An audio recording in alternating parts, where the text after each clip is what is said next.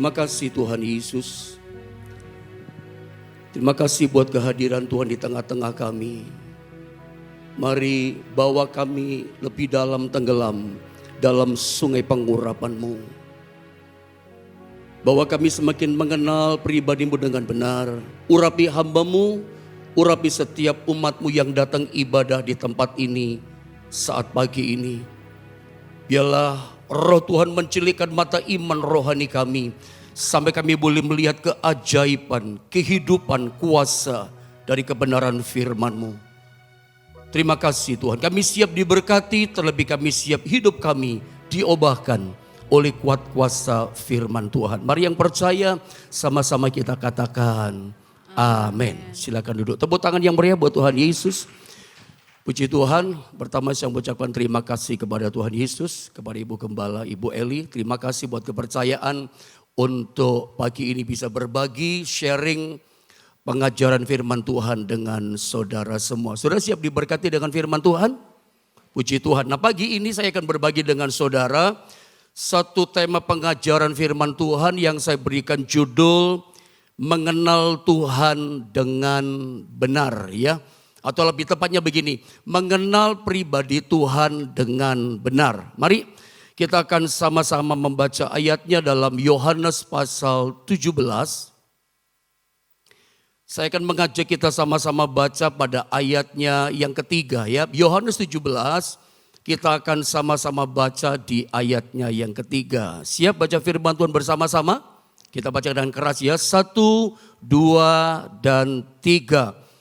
Inilah hidup yang kekal itu, yaitu bahwa mereka mengenal Engkau satu-satunya Allah yang benar dan mengenal Yesus Kristus yang telah Engkau utus. Puji Tuhan. Sebelum saya mencoba menjelaskan ayat ini, Yohanes 17 ayat 3, saya ingin dasari dulu pengajaran firman Allah dengan statement ini. Coba Anda lihat pada PowerPoint gambar yang kedua berikutnya, Anda lihat ini, bahwa intisari daripada kekristenan, esensi kekristenan, itu bukan berapa banyak yang kita tahu, tetapi berapa banyak yang kita alami. Sambil Anda baca, Anda dengar, Anda renungkan. Dan menurut saya ini penting, bahkan sangat penting. Karena ternyata ini adalah intisari kekristenan kita. Saya mau katakan bukan berapa banyak yang kita tahu, tapi berapa banyak yang kita alami dalam kekristenan kita.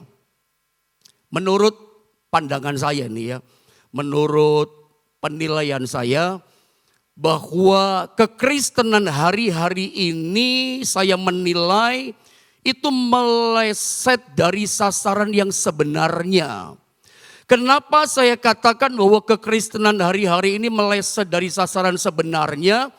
Karena ternyata banyak orang Kristen tanpa disadari, nggak sadar gitu, yang dipuja itu adalah pengetahuan akan Tuhan, bukan pengalaman pribadi akan Tuhan. Ya, ini yang saya katakan meleset dari sasaran yang sebenarnya.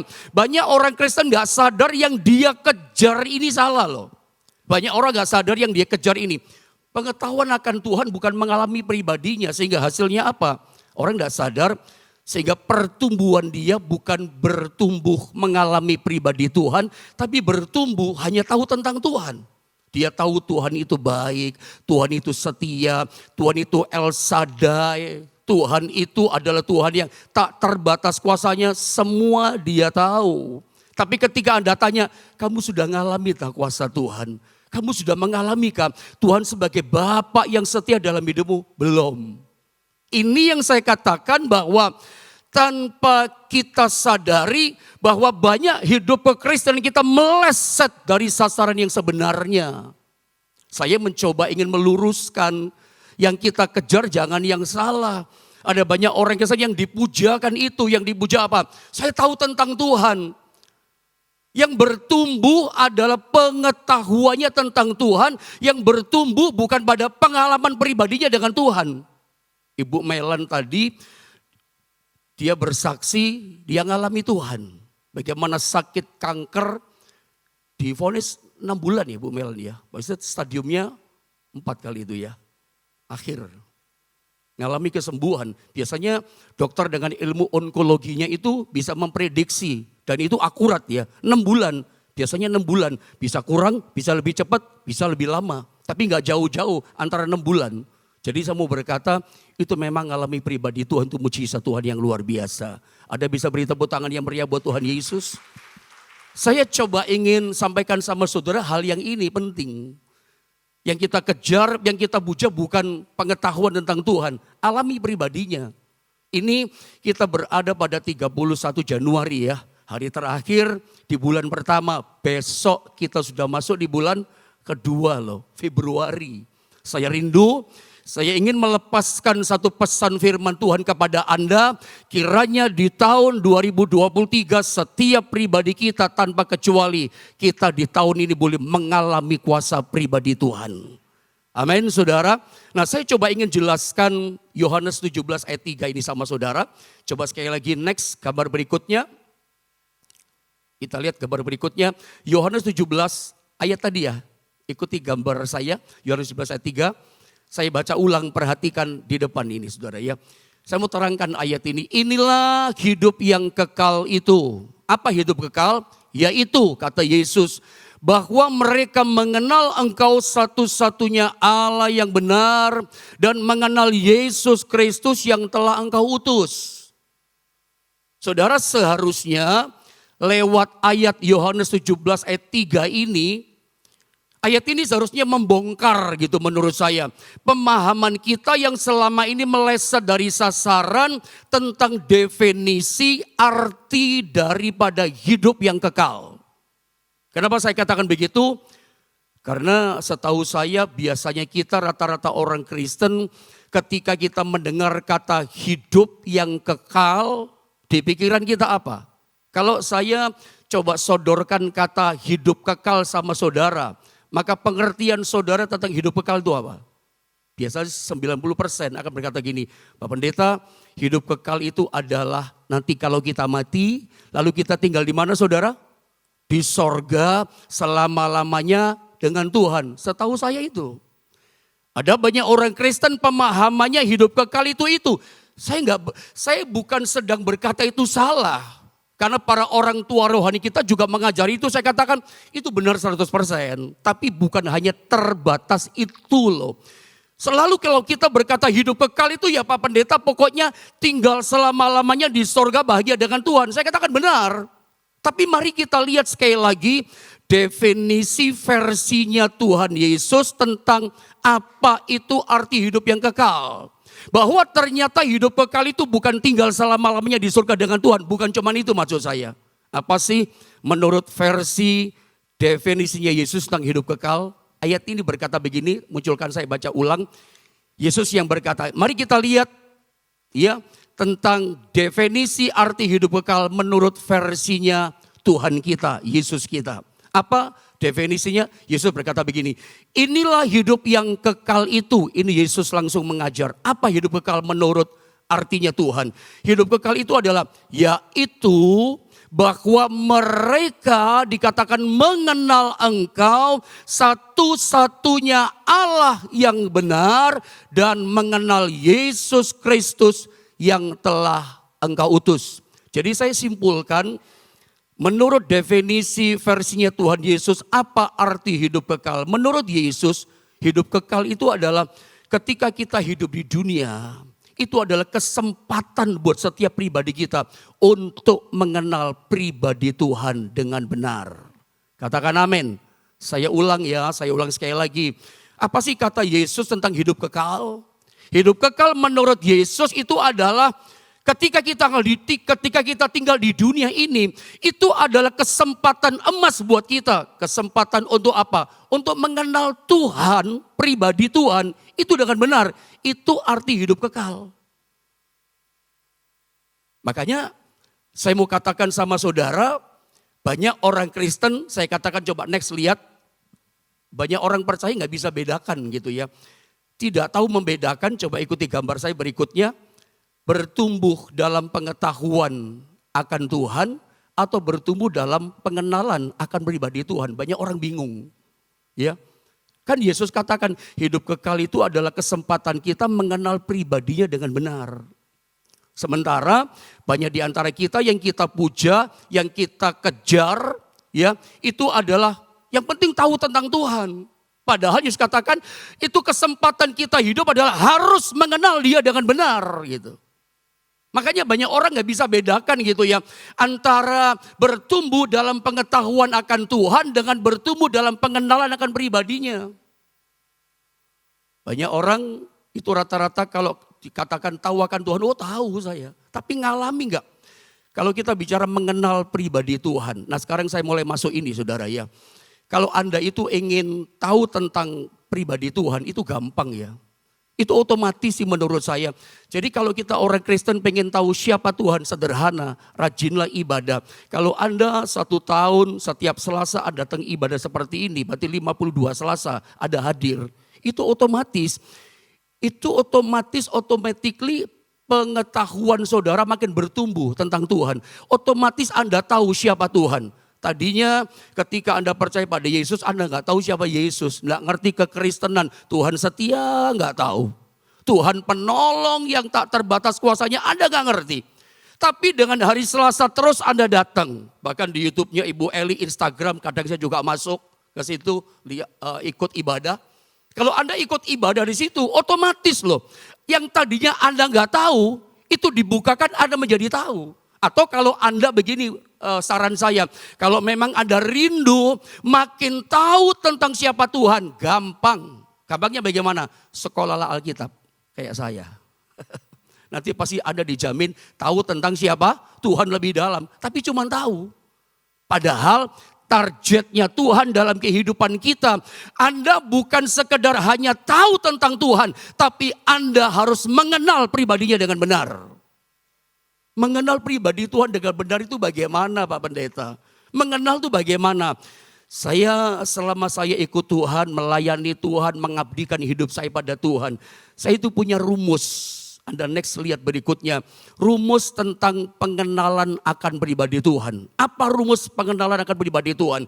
Pengenalan pribadi Tuhan itu adalah ketika kita mengalami perjumpaan pribadi dengan Tuhan, sampai menghasilkan pengalaman pribadi dengan Tuhan. Jadi kalau Anda tanya sama saya, Pendeta, mengenal pribadi Tuhan itu apa sih?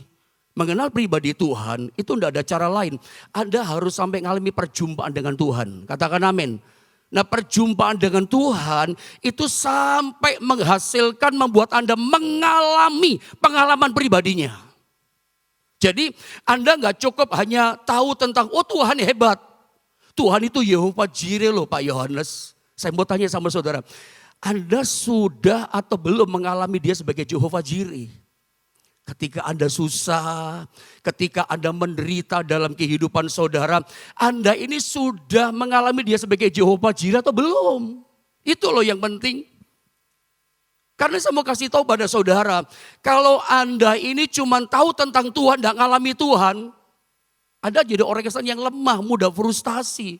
Ada banyak orang berkata, dia itu Yehova Rafa Pak, dia penyembuh. Saya mau tanya, Anda ngalami belum Dia sebagai penyembuhmu? Ibu Melani ngalami Dia sebagai penyembuh. Anda bagaimana? Jangan sampai Anda hanya sebatas berhenti pada titik, saya tahu Pak dia penyembuh, cuman tahu. Tapi tidak pernah ngalami. Saya dorong, saya rindu, saya doakan. Tahun ini Anda ngalami Dia sebagai penyembuh. Kapan Anda tahu Dia sebagai penyembuh? Pada waktu kita sakit. Siapa sih gak pernah sakit? Saya pun pernah sakit, mau mati juga. Bahkan saya di sebelum masa pandemi saya punya asma. Ngik-ngik, you know asma? Asma itu kalau khotbah sakit asma itu bisa ngik-ngik loh. Gak bisa ngomong Bu Eli. Saya pernah ngalami seperti itu. Waktu ibadah di gereja saya kedua. Pertama saya kena serangan asma saudara. Yang kedua saya serahkan pada pekerja tim saya. Asma. Tapi pada waktu pandemi corona lagi horor seperti itu. Kan takut ya, asma begitu kena corona, gak bisa nafas tambahan saudara. Tapi saya nggak tahu kapan saya sembuh. Nggak tahu. Pokoknya tahu-tahu plong kayak begini. Asmanya hilang sampai hari ini. Dulu di kantong saya ada Symbicort. You know Symbicort? Sedot itu loh. Sekarang enggak pakai Symbicort. Kenapa? Saya ngalami dia sebagai Yehovah Rafa. Penyembuh. Makanya saya tuliskan, Anda lihat ya. Kekristenan, gambar berikutnya. Anda bisa kalau suka foto boleh difoto ya. Karena ini penting. Coba Anda lihat gambar berikutnya. Next, multimedia. Multimedia berikutnya. Kekristenan saudara ya. Harus kita alami dalam kehidupan kita. Tuhan itu bukan sekedar kita percayai dalam kehidupan kita. Ini penting. Tetapi Tuhan harus kita alami dalam realita hidup kita. Yang percaya katakan amin. Dengarkan saya baik-baik. Kekristenan kita, iman kita tidak boleh hanya berhenti pada percaya. Kalau ditanya percaya ya semua percaya pada Tuhan. Targetnya ngalami enggak? Banyak orang percaya Tuhan dahsyat, percaya Pak, percaya bagi Tuhan gak ada yang mustahil, percaya gak? Ngalami gak? Kuasanya bagi Tuhan gak ada yang mustahil. Ada banyak orang cuma hanya bertumbuh pada pengetahuan. Tuhan itu bukan hanya berhenti sampai dipercaya loh. Harus sampai ngalami kuasanya. Saya khawatir kalau kekristenan Anda dan saya, iman kekristenan kita itu hanya berhenti pada percaya. Oh saya percaya Pak, tapi engkau tidak pernah mengalami kuasanya. Saya khawatir gini, nanti pribadi Tuhan yang tak terbatas kuasanya, itu dia menjadi pribadi yang tidak nyata dalam hidupmu. Lihat saya, dengar saya. Jangan sampai Tuhan itu menjadi pribadi yang tidak nyata dalam hidup saudara. Karena Anda hanya percaya tapi nggak ngalami kuasa yang siapa yang Anda percaya. Tuhan itu kayak apa istilahnya kayak online itu, kayak virtual. Tuhan gak nyata. Padahal percayalah Yesus Tuhan kita itu pribadi yang nyata dan dahsyat kuasanya. Dia nyata bisa pelihara kita. Dia nyata bisa sembuhkan kita. Dia nyata bisa berikan mujizat dalam hidup kita. Kuasa nyata bisa memberikan menolong, memberikan keajaiban pada kita. Dia adalah pribadi yang nyata. Tapi kalau Anda gak pernah ngalami, saya khawatir gini. Tuhan yang kuasanya dahsyat besar begitu. Itu enggak nyata sama saudara. Cuman kayak virtual. Tuhan itu kayak apa ya, di konsep pikiran saudara. Tuhan yang sebatas pada teori-teori saudara. Tuhan dahsyat loh, cuman di mulut kita. Tuhan ajaib loh. Cuman sebatas omongan teori prinsip di otak kita. Tapi kita enggak pernah ngalami. Cuman percaya dok, tapi enggak ngalami. Saya rindu. Di tahun ini, di tahun baru 2023, Anda betul-betul percaya Tuhan dahsyat dan Anda ngalami kuasanya yang dahsyat dalam hidup kita. Berikan tepuk tangan yang meriah buat Tuhan Yesus. Alami itu kuasa. Ya. Dan saya mau coba sampaikan sama saudara begini. Mengalami pribadi Tuhan, gak hanya tahu tentang bagi Tuhan gak ada yang mustahil, tapi sampai ngalami kuasa Tuhan memang betul-betul saya alami loh Pak. Bagi Tuhan gak ada yang mustahil, saya alami loh Pak. Nah, pengalaman dengan pribadi Tuhan itu akan sangat menolong saudara. Itu akan sangat menolong kita ketika kita menghadapi masa-masa yang sukar. Pengalaman dengan pribadi Tuhan, mengalami kuasa Tuhan, itu sangat menolong kita ke depan nanti di tahun ini. Menghadapi apapun badai masalah, kita gak pernah gentar. Kenapa? Saya udah ngalami Pak pertolongan Tuhan. Saya yakin kalau tahun-tahun pandemi kemarin 2020 kah, 2021 bahkan 2022 kemarin. Ada banyak mengalami pertolongan, banyak mengalami pribadi Tuhan. Pengalaman dengan pribadinya itu akan sangat menolong saudara di tahun ini di depan menghadapi badai apapun saudara gak akan mundur. Kenapa? Karena gini loh, pengalaman itu mahal. Yang setuju dengan saya katakan amin. Setuju dengan saya pengalaman itu mahal? Mahal loh pengalaman itu. Apalagi pengalaman dengan pribadi Tuhan tak tergantikan. Pengalaman dengan pribadi Tuhan itu sangat berharga buat kita. Sangat berharga. Bandingkan seorang lulus sarjana S1 ya. Atau S2. Sarjana ini kan keren ya, S1 S2 ya. Tetapi dia gak punya pengalaman kerja. Bandingkan dengan seorang yang mungkin bukan sarjana, tapi pengalaman kerjanya, jam terbangnya tinggi. Beda loh saudara ya. Sarjana, orang Jawa ngomong, gak iso apa-apa. Suruh kerja gak bisa. Karena gak punya pengalaman kerja. Kalau Anda lopan, Anda bos, owner sebuah perusahaan, Anda mau pilih sarjana yang gak iso opo-opo atau yang pengalaman jam kerjanya panjang? Pasti Anda pilih yang kedua kan, yang pengalaman kerja lah Pak. Anda mau percayakan apa, kerjaan apa pada orang yang gak punya pengalaman kerja apa-apa? Pasti Anda lebih mempercayakan tugas-tugas yang besar, tugas-tugas yang berat kepada orang yang punya jam terbang pengalaman kerja tinggi. Makanya saya katakan statement ini, pengalaman dengan pribadi Tuhan itu mahal. Itu sangat menolong kita. Saat-saat kita menghadapi kesulitan, tantangan yang berat. Tidak ada jaminan loh, tahun depan ini semuanya baik. Semuanya bisa berubah dan terjadi tiba-tiba. Berkat Tuhan itu datang tiba-tiba. Amin. Mujizatnya tiba-tiba. Saya sembuh, gak pernah tahu kapan kok sesak nafas saya hilang. Sampai hari ini hilang tuh. Ada tanya, tanggal berapa Pak Pendeta? Mbak tahu saya, saudara yang datang gak ngerti saya. Tapi itulah Tuhan gitu. Ya, jadi pengalaman itu berharga, itu penting menolong kita. Kalau Anda kemarin hari Minggu saya cerita ini di salah satu gereja di mall Landmark ini juga. Ya minggu kemarin saya pelayan di sebelah sana saudara ya. Di gereja sebelah sana saya pelayanan. Saya cerita tentang ini. Kalau Anda hobi main bulu tangkis, ya pasti Anda tahu maestro bulu tangkis Indonesia siapa namanya? Oh, kalau ada senang bulu tangkis ini saudara ya. Rudy Hartono ya. 8 kali juara All England bulu tangkis. Nah saya mau cerita begini. Dalam salah satu kejuaraan All England itu, Rudy Hartono itu pernah bertanding dengan salah satu juara Eropa. Orang Swedia yang namanya Sture Johnson. Dalam pertandingan itu Rudy Hartono dalam pertandingan All England saudara ya. Itu set pertama Rudy Hartono kalah 15-4. 4-nya Rudy Hartono, Sture Johnson menang 15. Set kedua Rudy Hartono ketinggalan jauh 14-0. 0-nya Rudy Hartono, 14-nya Sture Johnson. Nah hari itu namanya juga juara All England, maestro bulu tangkis kita menyebutnya. Sudah berkali-kali ngalami kemenangan dan menang itu udah gampang loh. Banyak persoalan, banyak struggle, banyak peperangan kesulitan dilewati. Udah pengalaman. Yang menang udah ngalami dan banyak tantangan dihadapi. Dan pengalaman itu berharga loh. Itu sangat menolong ketika kita menghadapi kesukaran tantangan sesulit apapun. Katakan amin. Terbukti Rudy Hartono ngalami itu. 14-0 itu bagi pikiran kita mustahil, gak mungkin bisa menang. Gitu loh kira-kira. Tapi hari itu dia gak menyerah Rudy Hartono. Ada pernah dengar kesaksian maestro bulu tangkis, dia berdoa pada Tuhan. Tuhan saya butuh 1 angka saja Tuhan.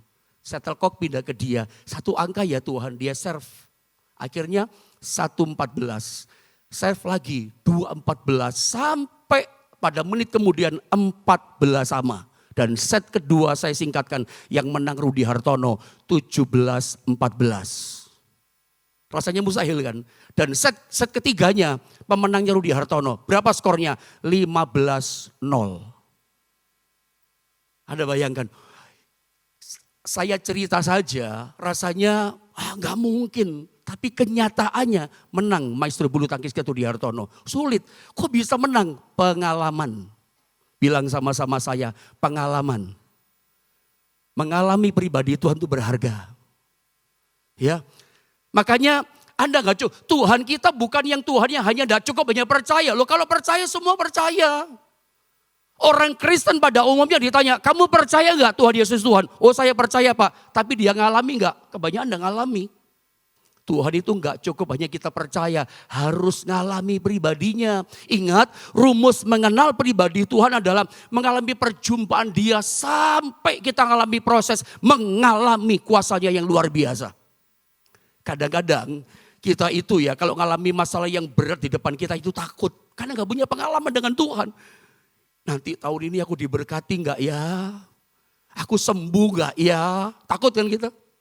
Nanti tahun ini Tuhan kasih mujizat gak ya dalam hidupku? Tuhan masih cinta gak sih sama aku? Tuhan masih pakai aku apa enggak ya? Kita ragu-ragu karena kita gak pernah ngalami itu. Bagaimana tahun di depan kita kalau ada masalah yang besar kita takut. Kadang kita mau melangkah itu takut. Nah saya mau bilang gini, banyak orang Kristen itu konsepnya salah ya. Banyak kita berpikir selama ini kan gini, ya saya tunggu Tuhan, saya tunggu sorga tolong saya. Itu terbalik loh. Bukan kita yang tunggu Tuhan, Tuhan yang tunggu kita. Katakan amin. Sorga yang tunggu kita. Tapi kita seringkali Tuhan berkata, ayo maju melangkah. Kira-kira Anda bisa nangkep saya enggak? Jangan suruh Tuhan lakukan bagian kita. Bagian kita tetap bagian kita. Jangan suruh Tuhan melangkah. Jangan suruh Tuhan jalan. Kita yang jalan dulu. Kita yang melangkah dulu. Ketika kita lakukan bagian kita, Tuhan pasti lakukan bagiannya. Ketika Anda bergerak, sorga bergerak buat Anda. Ketika Anda bertindak, sorga kuasanya bertindak buat saudara. Cuman mau bertindak ini loh takut kita gitu loh. Mau melangkah itu takut. Tuhan, krisis Tuhan, ada masalah besar Tuhan, takut melangkah. Kenapa kita takut? Tidak pernah ngalami pribadi Tuhan. Orang kalau memang benar-benar pernah ngalami pertolongan Tuhan, keajaiban Tuhan, dia mengenal Tuhan, pribadi Tuhan, lewat proses mengalami pribadi Tuhan. Itu kesan yang kuat loh. Istilah piringnya piring seng, dibanting tidak apa-apa dia. Tidak pernah takut hadapi masalah. Kita seringkali takut melangkah. Seperti sebuah cerita. Cerita ini saya sorry ya, bukan merendahkan apa gitu ya. Tapi saya cerita sekedar supaya Anda ngerti sih jemaat Tuhan gitu maksud saya. Bukan saya merendahkan gitu, tidak ya. Satu kali ada dua orang sahabat. Satu bernama Mary, satu bernama Yuni. Dua sahabat ini dua-duanya, maaf ini saudara ya, banci. Mary banci, Yuni sami mawon saudara ya, sama. Mereka sahabatan.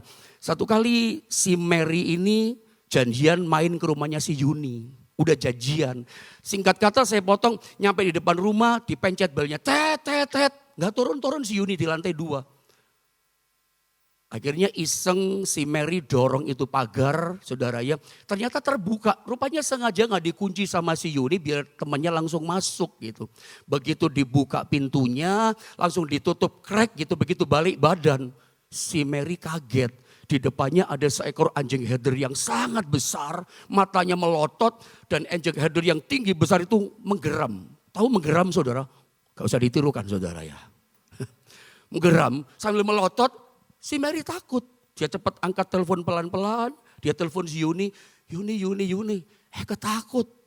Dia punya anjing di depan galak banget, matanya melotot. Terus fokus liatin Eke punya betis. Mau gigit Eke punya betis, Eke takut gemeter katanya. Si Yuni bilang, Mary jalan aja gak apa-apa.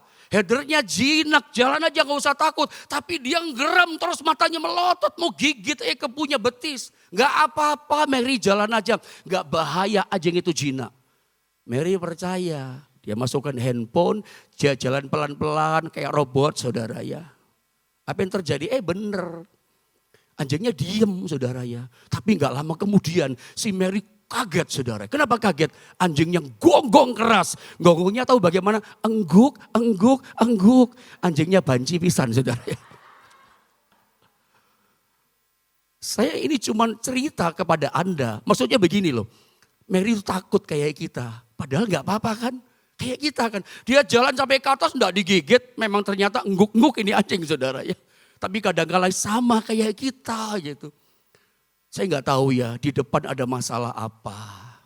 Ekonomi bagaimana, kesulitan bagaimana. Tapi percaya sebesar apapun kesulitan tantangan di depan kita. Percayalah Yesus udah jauh di depan sana di depan kita. Sekarang tanggal 31 Januari, menurut Anda Tuhan Yesus ada di mana saudara? Percaya enggak 31 Desember 2023 Yesus udah jauh ada di sana melewati semua. Amin. Yang percaya kasih tepuk tangan dong yang meriah buat Tuhan Yesus. Dia sudah tahu dan melewati setiap hari, setiap bulan, setiap minggu sampai akhir tahun dia udah tahu semua.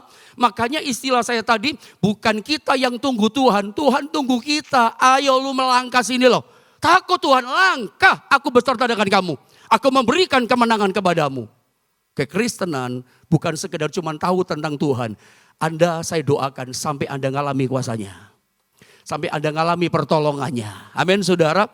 Makanya saya katakan statement berikutnya bahwa realita Kristus, Anda lihat berikutnya di dalam kita itu jauh lebih penting daripada realita yang ada di luar kita.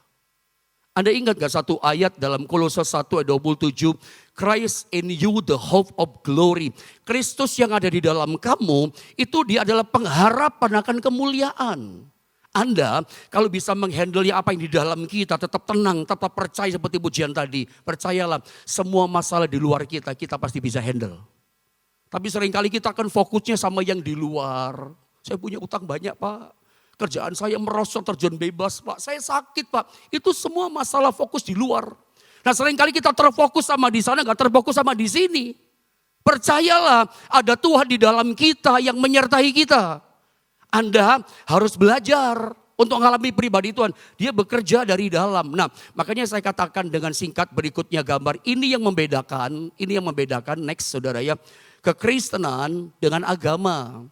Agama cuman mengajarkan Tuhan itu besar. Tuhan itu maha kuasa. Tak terbatas kuasanya. Itu agama. Termasuk Kristen, agama Kristen. Tetapi kekristenan mengajarkan bahwa Tuhan yang besar, Tuhan yang maha kuasa itu memutuskan untuk tinggal di dalam kita. Saya cuma coba mengaktifasikan, menginspirasi saudara. Kolose 1:27 katakan Kristus itu tinggal di dalam kita. Dia menuntun kita, dia menolong kita itu dari dalam. Percaya, berapa banyak saudara yang percaya Yesus Kristus ada di dalam kita. Lambaikan tangan saudara. Yang percaya tepuk tangan sekali lagi yang meriah buat Tuhan Yesus. Dia ada di dalammu. Makanya kekristenan itu kan bergelora kalau ada Kristus di dalamnya. Aktifasikan Kristus kuasanya. Ada suka iri-iri kan. Kok Tuhan dalam diri orang itu hebat. Kok saya cuma gini-gini aja ya. Padahal Tuhan yang sama dalam diri orang itu. Tuhan yang sama bekerja dalam hidup saudara. Makanya gak cukup hanya percaya. Sampai ngalami. Jangan cuma hanya tahu Tuhan besar. Alami kuasa yang bekerja dalam kita. Nah pertanyaan saya berikutnya. Next gambar berikutnya. Lalu kita selesai beberapa ayat lagi. Apakah kita sudah mengalami Tuhan dalam hidup kita atau kita cuma sekedar percaya kepada Tuhan? Saya tutup dengan cerita ini. Yohanes pasal 11, gambar berikutnya. Ini kisah tentang Maria, Marta dan Lazarus saudaranya yang mati. Mati kan, dibiarkan. Yesus datang itu sudah mati. Sakit gak langsung datang kan. Kemudian dia mati. Dalam ayat ini saya baca ya ayat 40. Jawab Yesus, bukankah sudah kukatakan kepadamu, ngomong sama Marta. Marta, jikalau engkau percaya, engkau akan melihat kemuliaan Allah. Coba lihat berikutnya, saya gabung saja ayat 41, ayat 39. Lihat, kata Yesus, angkat batu itu. Lazarus sudah mati di dalam ya. Marta saudara yang meninggal itu berkata kepadanya, Tuhan, ia sudah berbau sebab sudah 4 hari ia mati. Ini Yesus yang datang penguasa alam semesta. Angkat batu itu. Tapi tiba-tiba Marta itu nyelak motong. Tuhan jangan. Nanti apa kata orang Tuhan. Dia udah berbau busuk. Yesus katakan di ayat 39 Marta. Bukankah sudah kukatakan kepadamu. Kalau kamu percaya kamu akan melihat kemuliaan Allah. Bilang sama-sama saya kemuliaan Allah. Khusus kasus kemuliaan Allah di sini bicara mujizat. Marta, kalau kamu percaya, kamu melihat kemuliaan Allah. Nah banyak kita kayak Marta gak percaya. Dari mana kita tahu Marta gak percaya? Yesus berkata, angkat batu itu. Jangan Tuhan, udah busuk. Nanti orang bilang apa Tuhan, udah mati kok. Atau bahasa kasar ini, jangan gila-gilaan gitulah Tuhan, malu loh kita. Iya kan? Kadang-kadang kita kayak Marta, saudara ya. Percaya, tapi gak percaya sama kuasanya. Unbelief believer. Saya berdoa, saya berharap lewat pengajaran firman dilepaskan. Anda ini betul-betul percaya sampai ngalami kemuliaan kuasanya bekerja dalam hidup kita. Gak berhenti hanya percaya loh. Marta itu percaya tapi gak ngalami. Sampai kemudian ditegur. Kalau kamu percaya, kamu lihat dia akan bangkit ngalami kemuliaan Tuhan. Nah, singkat yang terakhir saya mau katakan, apa target Tuhan next terakhir yang paling penting dalam kehidupan kita? Ini yang paling penting. Mari sama-sama kita baca, kita kunci dengan ayat ini yang terakhir. Walaupun masih ada PowerPoint. Ada 4-5 PowerPoint, kepanjangan saudara ya. Terakhir ini saja. Saya pikir ada orang diberkati dengan firman Tuhan. Kalau belum diberkati berarti belum berhasil saya saudara ya. Udah diberkati? Oh, berarti selesai dong kalau gitu. Atau kita tambah terakhir saudara ya. Kita sama-sama baca yang terakhir. 2, 3, keras. Yang ku kehendaki ialah mengenal dia dalam kuasa kebangkitannya dan persekutuan dalam penderitaannya, di mana aku menjadi serupa dengan dia dalam kematiannya. Ini target Tuhan dalam kehidupan kita. Jangan lupa ya, gak cukup hanya tahu tentang Tuhan, target tahun ini buat Anda secara iman rohani. Harus sampai mengenal Dia dengan benar. Katakan amin. Ingat, rumus mengenal Tuhan adalah sampai kita ngalami pribadinya. Prosesnya mengenal Tuhan sampai ngalami, gak cukup percaya. Mengenal itu sampai ngalami. Ngalami pribadi Tuhan setiap hari. Mengenal. Di gambar berikutnya itu ada panjang ya. Saya potong begini. Ada tahu atau multimedia bisa ketemukan gambar Pak Jokowi? Itu gambar kesekian keberapa itu ya. Ini. Oh saya udah ngomong kasih bocoran. Sudah tahu gambar siapa ini? Pak Jokowi. Saya mau tanya, Anda kenal sama Pak Jokowi? Tenan dah. Kenal gak sama Pak Jokowi? Saya cuma tahu Pak Jokowi, tapi saya gak kenal. Karena kita gak pernah kenalan sama beliau, cuma tahu.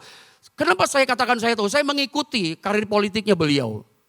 2 periode menjadi wali kota di Solo. Periode kedua belum selesai, mencalonkan gubernur di Jakarta, DKI Jakarta, berhasil. Tapi jadi gubernur Jakarta belum selesai mencalonkan presiden, berhasil. Dan sekarang 2 periode Pak Jokowi jadi presiden. Doakan supaya berhasil kepemimpinannya. Amin. Kita cuma sekedar tahu tapi gak kenal. Kalau Anda tanya sama saya, Pak Yohanes kenal sama Bu Eli? Ya kenal, sekarang kenal. Ya, kepada Tante Feni kenal, karena Tante Feni yang hubungin saya, saudara ya. Kenal, tapi kalau ditanya kesukaannya Tante Feni apa ya warna nggak tahu. Tanya sama anaknya, sama Ibu Eli. Makanannya suka apa Tante Feni? Nggak tahu juga ya. Mesti tanya, karena yang ngalami pribadi anak sama mama. Tapi kalau Anda tanya sama saya, Pak Yohanes kenal sama Bu Siska Ripka? Yo kenal, itu bojoku saudara ya. Itu istri saya. Saya bukan cuma tahu siapa istri saya ngalami dia tiap hari. Istri saya itu ya kalau lagi makan, makanannya enak seneng. Nggak usah ngomong, saya udah tahu dari mimik wajahnya. Pas sodok nggak enak gitu ya, saya udah juga hafal. Bahkan jalan di rumah, langkahnya saja udah tahu. Saya udah ngerti ini anak saya, ini istri saya. Ini nggak pakai indera ke-6 loh saudara. Langsung kenapa tahu? Saya udah mengalami dia secara pribadi tiap hari. Jadi hafal. Mengenal itu sampai seperti itu. Ngalami secara pribadi. Doa saya tahun 2023. Anda gak cukup berhenti hanya percaya saudara ya. Saya berdoa Anda yang kekurangan mengalami diberkati. Yang buntu jalanmu dikasih jalan keluar. Yang sakit kau disembuhkan. Bahkan saya percaya persekutuan PD Victory ini akan mengalami kuasa Tuhan. Banyak jiwa dituai dan diselamatkan. Di tempat ini ada mujizat Tuhan. Anda akan mengalami perjumpaan dengan Tuhan dengan luar biasa. Puji Tuhan. Tepuk tangan yang meriah buat Tuhan Yesus. Mari kita sama-sama bangkit berdiri saudara ya. Mari kita berdiri saudara. Mari kita sembah Dia. Kami menyembah-Mu Tuhan. Kami datang kepadamu Yesus. Mari sama-sama kita datang dalam hadirat-Nya yang kudus. Kami menyembah-Mu Tuhan. Kami agungkan Engkau. Shana mata kaya rabaya sirina ramo. Kami menyembah-Mu Bapa. Kami muliakan Engkau Raja kami, Tuhan kami. Shana mata kaya namaya sirina ramo. Tiakan namaya ramaya sirina ramo. Kami menyembah-Mu Tuhan. Kami muliakan Engkau. Haleluya. Mari kau melawat setiap pribadi pagi ini Tuhan. Jamah setiap umat-Mu pagi ini. Kiarama ya sorikana moyaramo. Engkau ajaib Tuhan. Kau melawat setiap kami Bapa. Kialabaya ramata kaya labaya sikina marama. Kiarabaya lamata kana maya sirina ramo. Kialabata kana maya sana mata kana mo. Terima kasih Bapa. Saya mau berdoa buat setiap saudara pada pagi ini. Anda ingat cerita tentang perempuan yang 12 tahun pendarahan. Dia mendekati Yesus dengan iman. Dia jumpai Yesus. Yesus bertanya, siapa yang menjamah aku? Murid-murid berkata, semua orang menjamah engkau. Aku merasakan ini berbeda. Ada orang menjamahnya berbeda. Aku merasakan ada kuasa yang keluar dari diriku. Langsung sembuh itu wanita. Saya berdoa pagi ini, saudara menjadi seperti wanita ini. Tuhan gak melalui saudara, dia ada di tengah-tengah kita. Dia bukan cuma jalan lalu lewat. Tapi dia boleh menjamah di mana kau berdiri saat ini. Dia boleh melawat engkau, mengurapi engkau. Ada kuasa yang mengalir dari dirinya menjamah saudara. Saya tidak tahu masalahmu pagi ini. Saya gak tahu problemmu. Tapi Tuhan, dia tahu. Bolehkah engkau yang rindu didoakan, boleh engkau angkat kedua tanganmu. Tinggi-tinggi di hadapan Tuhan. Seperti itulah tinggi imanmu engkau angkat di hadapannya. 1 menit saja gak lama-lama. Bolehkah engkau sama-sama dengan saya datang dalam kerajaannya.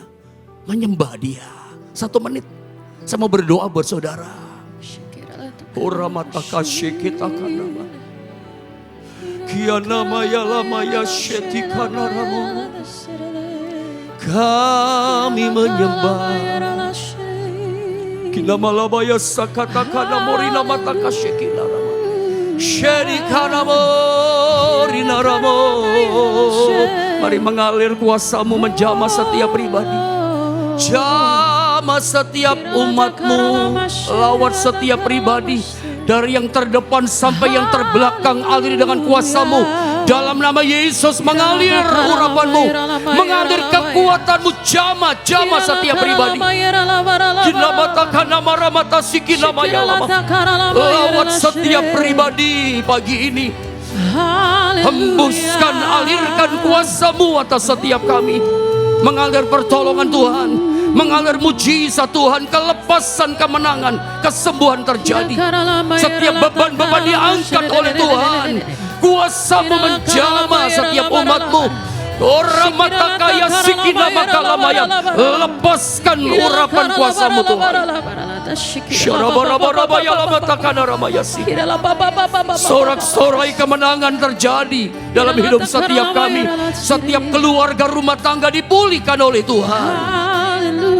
Hamba berdoa bersetiap pekerjaan umatmu diberkati Tuhan. Suami-suami mereka diberkati Tuhan. Anak-anak mereka. Biarlah pagi ini pagi pemulihan. Siang ini siang kemenangan buat kami. Kami rindu tahun ini. Kami bukan hanya sekedar percaya dan tahu. Mengerti engkau hidup kau berkuasa. Siang ini juga kami angkat tangan di hadapanmu.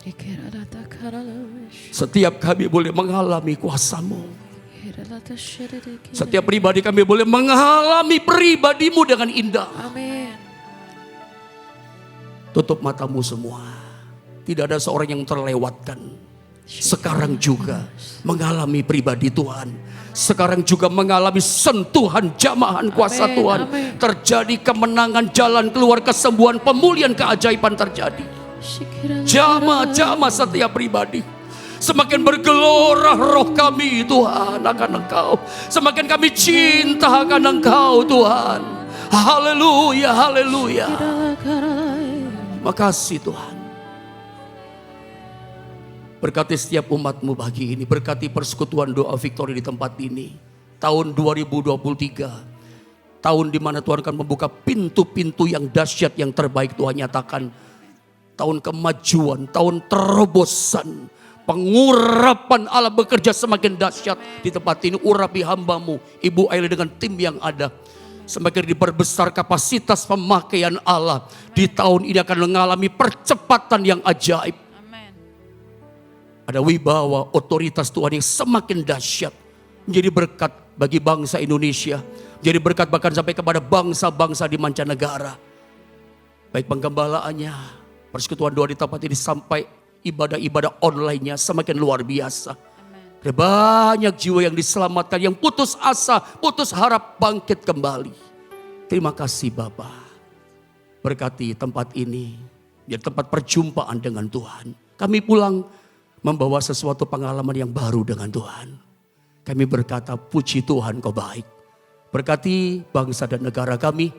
Berkati Indonesia, pemerintahan kami dengan berkat yang luar biasa. Rahmat anugerah Tuhan turun dengan limpah memberkati bangsa ini. Mari angkat tangan saudara untuk menerima berkat daripada Tuhan. Angkat dengan iman, dan siang ini terimalah berkat dari Allah Bapa, Putra dan Roh Kudus.